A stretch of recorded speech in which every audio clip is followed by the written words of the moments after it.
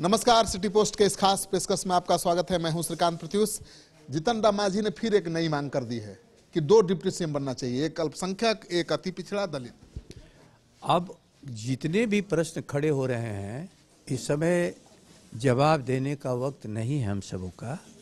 परिस्थितिवश हर वह चीज़ें मंजूर होंगी जो बिहार के हित में होगा। अभी तो हम लोग ये भारत का संविधान कैसे बचे, इस संविधान बचाओ के संघर्ष में पूरा देश बिहार की तरफ देख रहा है। और हम लोग विधानसभा के चुनाव से पहले ही भारत के संविधान बचाओ की यात्रा शुरू की थी तेजस्वी जी ने, राष्ट्रीय जनता दल के निर्णय के अनुसार।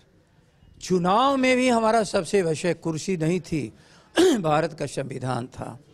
और भारत के संविधान बचाने के लिए ही फिर से यात्रा शुरू हो रही है। 16 जनवरी से 16 को किशनगंज, 17 को अररिया, 18 को कटिहार।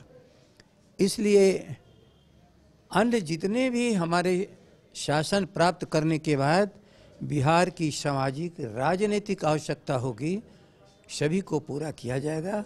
लेकिन आज प्रश्न है कि लोकतंत्र बचेगा कि नहीं, चुनाव तंत्र बचेगा कि नहीं, ये अधिकार रहेगा कि नहीं। भारत का संविधान जो सेक्युलरिज्म के लिए आदेश परम्बुल में हमें दिया है, आज उस पर ही खतरा है।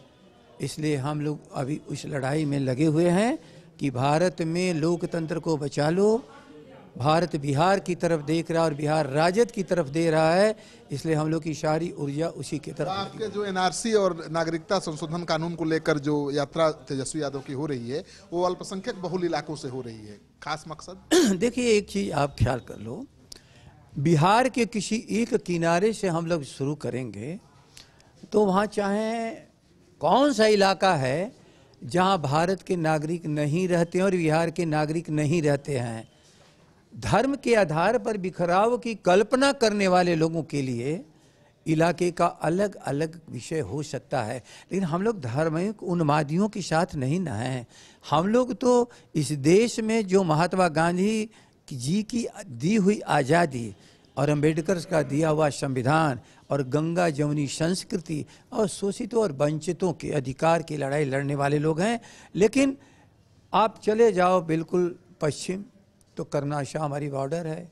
चले जाओ आप बिल्कुल तो माने उस इलाके में तो कोशी महानंदा का इलाका, ये सारे नदियों से घिरा हुआ बिहार का भूगोल और उसमें फैली हुई पूरी आबादी 10.5 करोड़, किसी भी किनारे से आप शुरू करोगे। इसलिए हम लोगों ने इसको शुरू किया है बिहार के अंतिम सीमा से। आरजेडी की चिंता है देश को बचाना, संविधान को बचाना, लेकिन आरजेडी की जो सहयोगी दल है उनकी चिंता है कि कितनी सीटें मिलेंगी, कौन डिप्टी सीएम बनेगा। चर्चा होगी, समय पर चर्चा होगी, लेकिन मैं समझ रहा हूं कि सीटों के बंटवारे से पहले तो लगता है कि देश का बंटवारा भारतीय जनता पार्टी कर देगी। इसलिए भारतीय जनता पार्टी इसके षड्यंत्र से पहले हम लोग देश प्रदेश को बचा लें, बाकी तो अपने घर में बात होती ही रहेगी। कमेटी कब बनेगी?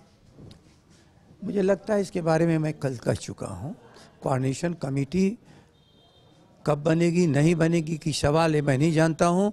लेकिन लालू प्रसाद जी अपने अनुभवों के आधार पर हमारे सबसे सर्वोच्च नेता हैं और उनसे बड़ा कोई कोऑर्डिनेटर हो ही नहीं सकता है। तो कोऑर्डिनेशन करने के लिए जब झारखंड में कोऑर्डिनेट कर करके हुकूमत बदल दिया, तो देश की हुकूमत बदलने वाले समय समय पर लालू प्रसाद बिहार के लिए भी रास्ता निकाल। कांग्रेस को तो मंजूर नहीं है कि लालू यादव जी कोऑर्डिनेट करें। आपको मंजूर है कि नहीं? हमको मंजूर है। तो छोड़ो ना, आपको मंजूर हमको मंजूर, तो बाकी सबको मंजूर हो जाएगा।